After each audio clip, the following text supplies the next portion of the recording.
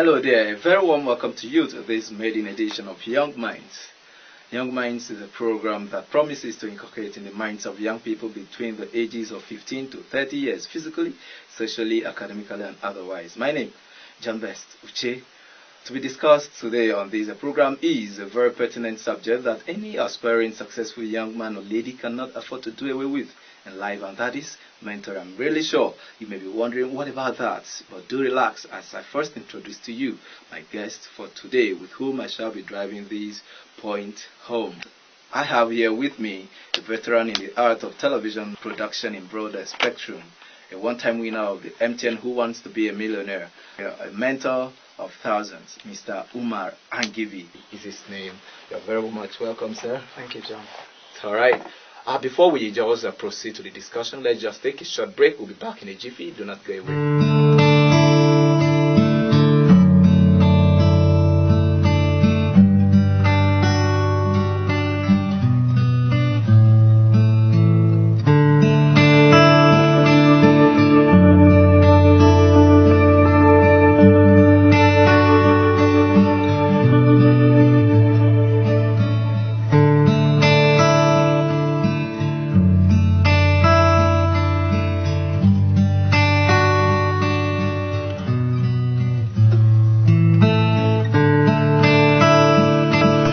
Wow, I hope you did learn from that, and if you're just joining us, you're on to Young Minds, and we are here discussing mentoring. Mr. Umar Angibi, can you really tell us who a mentor is and probably what mentoring entails? Thank you, John. Mentoring, to my mind, has to do with someone who is more knowledgeable, more experienced, taking a less experienced person through knowledge and experience, giving guidance. That is what mentoring is.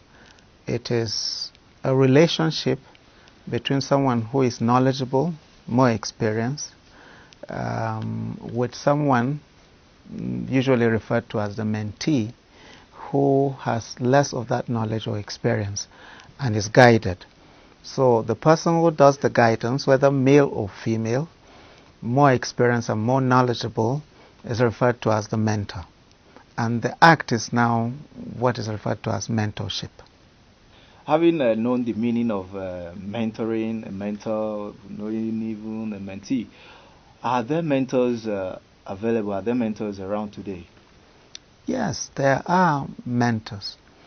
You see, the act of mentoring has become so important in the day-to-day lives of the individuals that require that.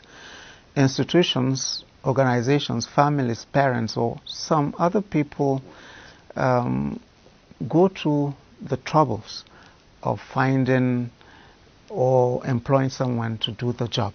For instance, in organizations can actually have someone who takes the staff through mentorship on the organizational goals and directions or focus. In schools, some schools can actually have someone trained to give guidance, such mentorship to the students within the school. Also, parents could actually have their kids mentored by someone they choose or they feel is qualified to do that. So yeah, there are mentors. And besides that, some who are professionals in the field, who know who gauge the mood of the society or environment where they belong, may decide either as a part of their day-to-day business, decide to offer mentorship on a broad or large scale and invite people to come for such services. So there are mentors. That's really good. I want to know, why should young people actually go for mentoring, or why should they go for mentors and all of that? Well, today our society is so complicated, and for the fact that it is a global village where we have not just our immediate environment to deal with, because of the exposure to the social media, television, satellite TV communications and all that, yes, young people need mentorship to properly give them a direction, a focus. So they need it, certainly. All right. While you were growing up as a young person or youth, did you have a mentor, and what was your experience then? Looking back from now, and actually that you've asked the question, I don't think there was such thing during my time as a mentor, someone that was particularly assigned, or I was assigned to mentor me. But in a few years back, because of our own traditional setting, parents may identify someone either close to the family, a relation, or someone within or around the neighborhood, and ask that the person assist you here and there on the day-to-day activities. For instance, if they identify someone to be performing well academically, you can be asked, or the person can be asked to assist you. So that was the kind or the form under which my own type of mentoring came. But there wasn't someone particularly assigned or employed or given to me to mentor me at that time.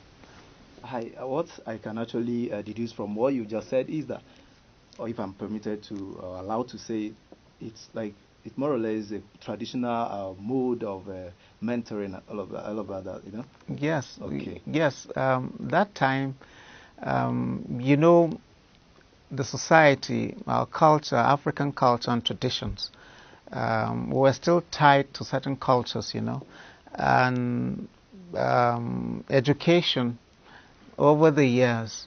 You know, in the last, say, 20 years, there have been revolutionary changes in the way our societies exist. This is owing to the fact that the coming of the ICT age has actually influenced our behavior and our ways of life.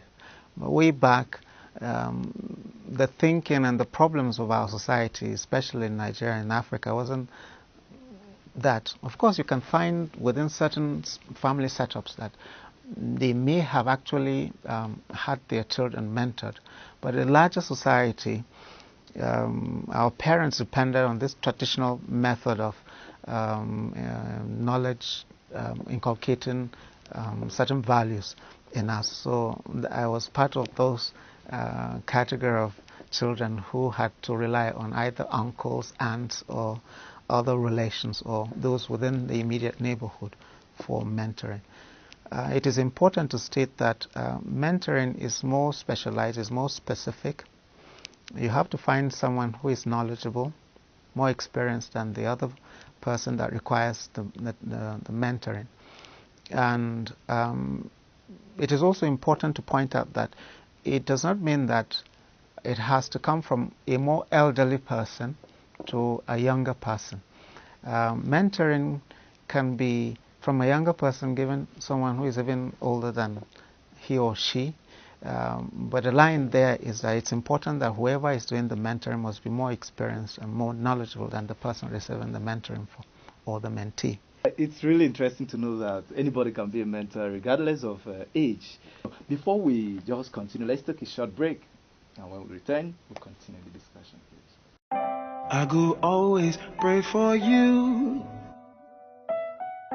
I go always pray for you. Make the grace of Jesus see you through. I go always pray for you. As all of us they go our separate ways. Now good story we go to tell when we see again of how God done bless me and bless you too. I go always pray for you. And even if I'm far from you, you always in my heart. It's not true, not true. I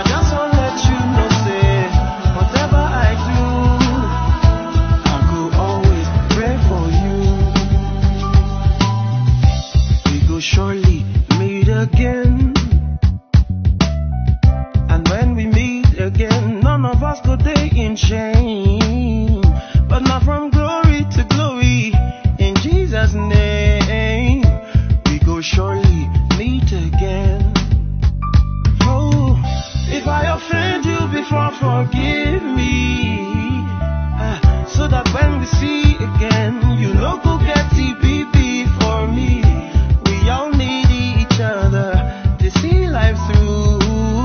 So I go always pray for you. That was Pray For You, Always Pray For You by Nosa. And it means that we are praying for you while you're making your decision or choosing your mentors. We really hope that you not make mistake in choosing the right mentors. So, Mr. Umar, Mr. Angibi, we really want to know what needs to be considered before choosing a mentor.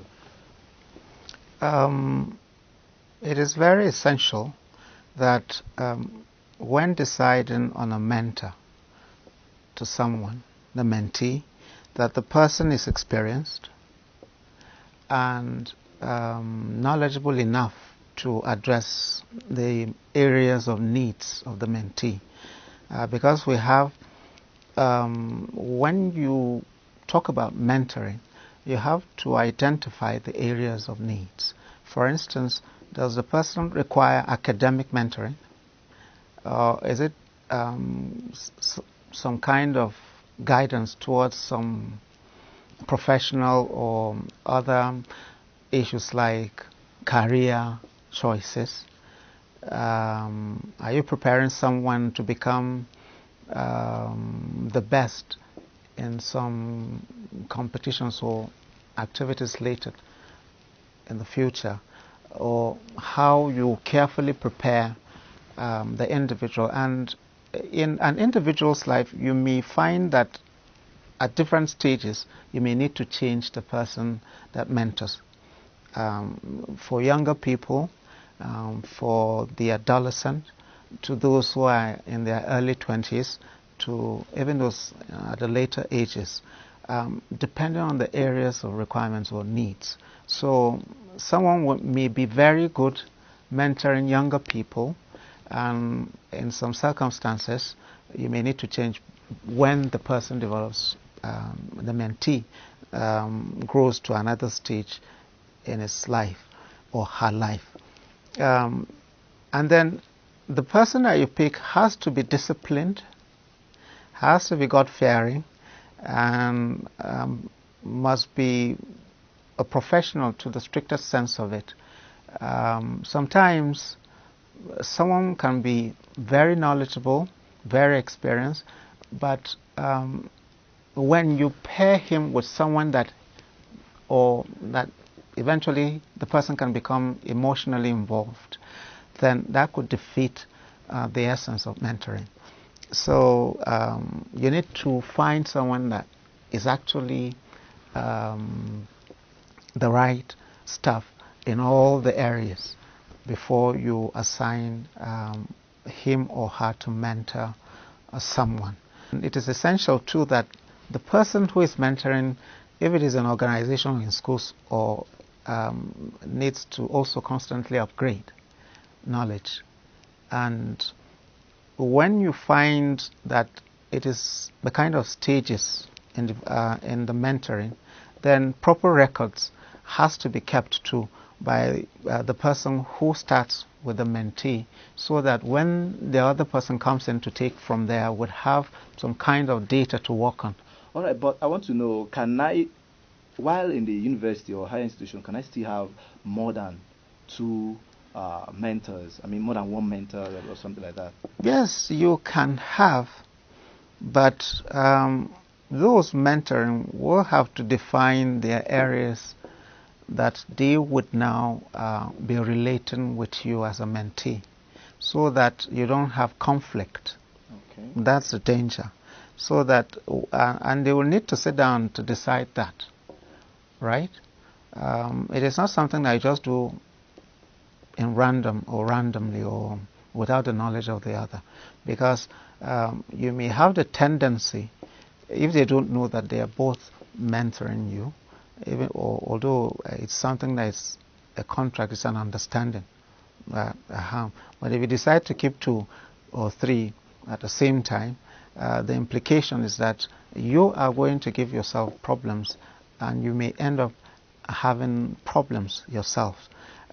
If you decide to be checking with this one what the other mentor says, their thinking, their motivations, or what they observe may be different, or the sets of behavior you present to this and the environment may be slightly different. For instance, if you have a female mentoring you on the one side and the male mentoring you on the one side, and their levels of knowledge and experiences are not the same, the tendency for one to give you some kind of a mentoring act different from the other one can place you in some positions of conflict and confusion. So it is important that they sit down, understand themselves, and decide, this is the area that I feel I should handle on this person, and this is the area I feel you should handle, and that way it will be safer for you and better for them. Okay. But are there any disadvantages attached by not having a mentor by a young person? I don't think the disadvantages it should be the issue. It has to do with certain factors, of course.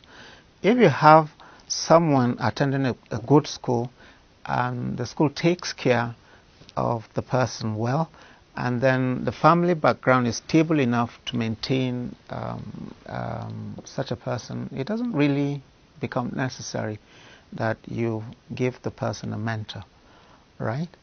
But some might decide, okay, out of observation, either from the parent or from a more experienced person or institution, require that you, or because you have certain things, certain goals they would want you to achieve, then they decide you have a mentor, then there are advantages there.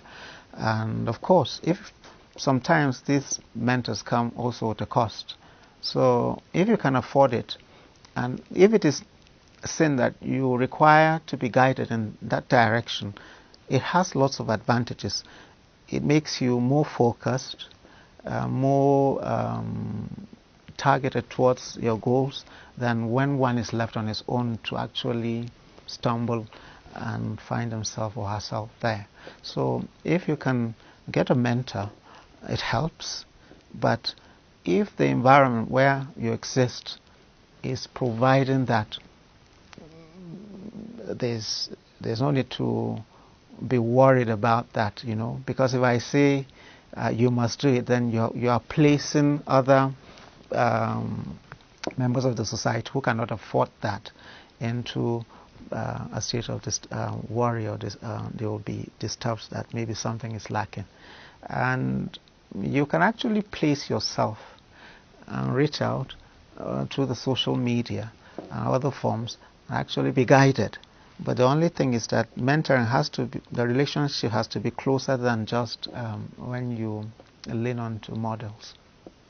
All right, before we just continue, let's just take a very short break. When we return, we got to know the difference between mentoring and role modeling and all of that, because I am very sure there are, but I don't really know that. You tell the young minds out there.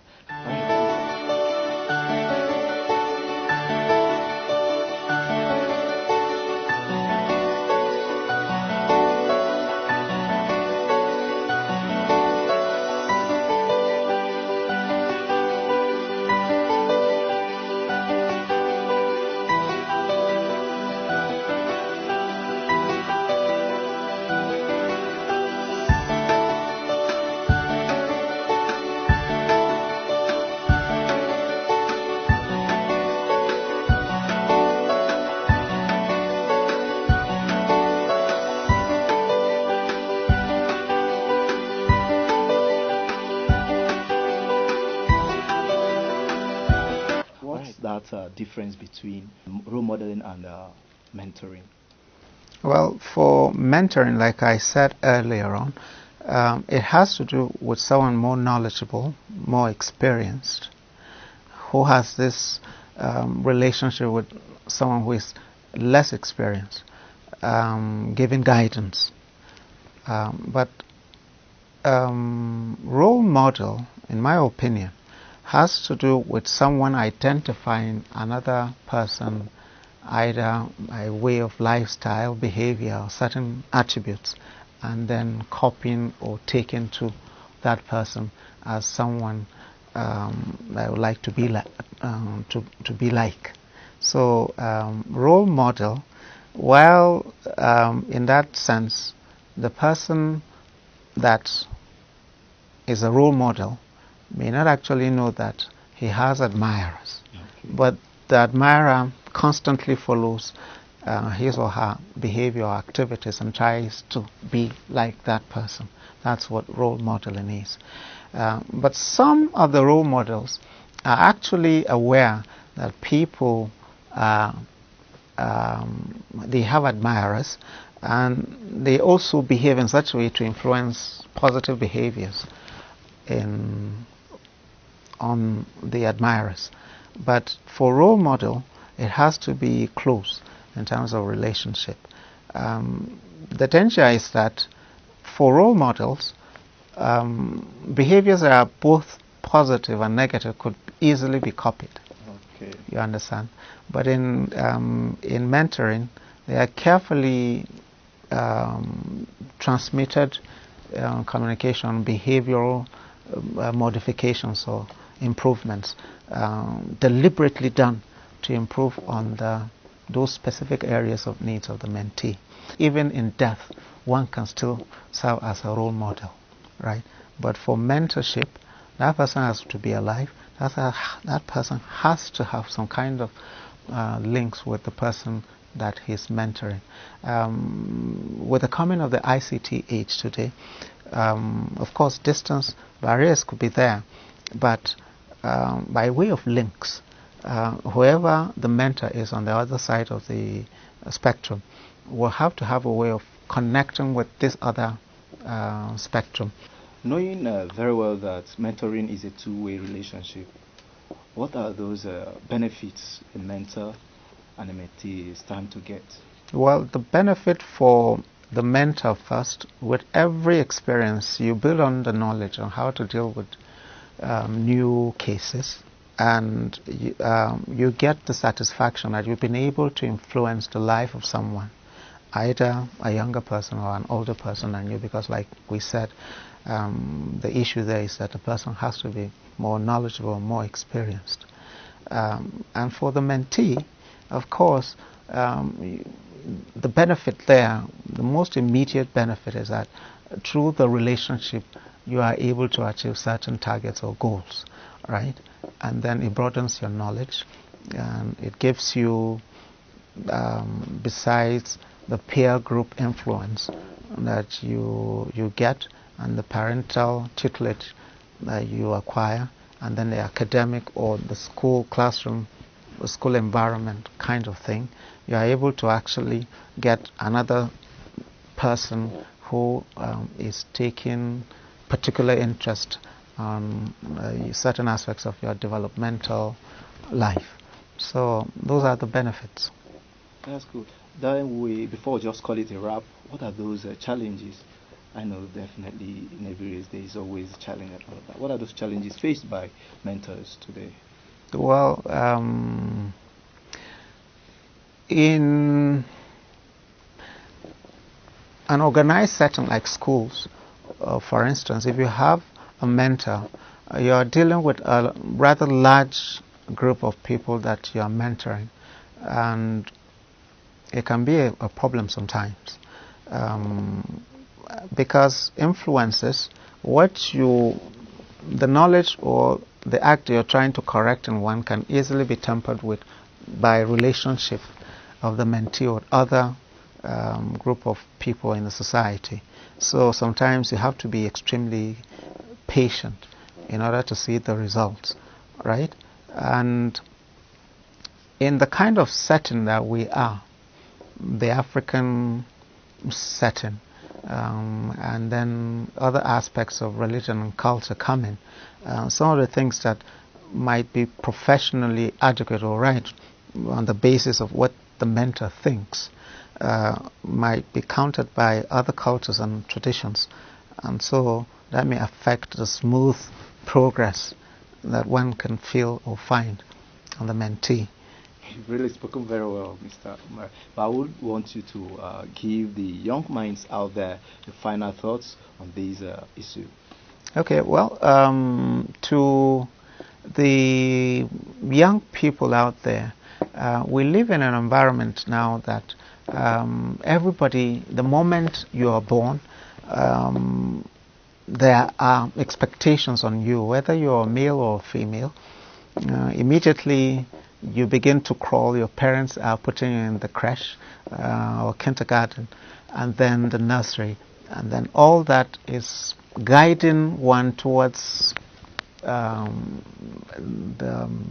how to survive in life. So part of that is, if you're lucky, you have someone mentoring you, then you should take the advantage seriously, listen, pay attention, and follow the guidance that's provided. And if you don't happen to have the privilege that others get, where parents or schools or organizations provide such things, if you happen to have someone around, you can avail yourself and ask for such assistance to be provided.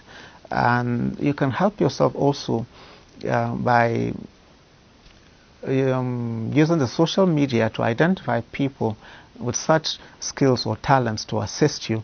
But I must point out here that you have to be careful, and parents too have to be very careful who they allow in terms of distance relationship, especially with the social media these days, because they can also negatively influence and wrongly engage your words, and with the resulting consequences being very, very negative. You've just heard it all, and I must say, Mr. Angibi, that you've really spoken very well on this platform, and it has been indeed an enlightening moment being with you in the studio for this discourse. Very much grateful for that, and I'm very sure you've really learned, because myself, I've learned a whole lot of things about mentoring. If you do not have a mentor, if you don't mind also, I would really urge you go for one today. Interesting enough, anybody can be a mentor regardless of age. But do not forget, there must be a certain area of expertise by that individual. Well, this is where we'll call it a wrap today on the program Young Minds. Do join us again on Young Minds. Next time we'll come your way with another interesting episode. My name, John Best Uche, saying goodbye and have a lovely day ahead.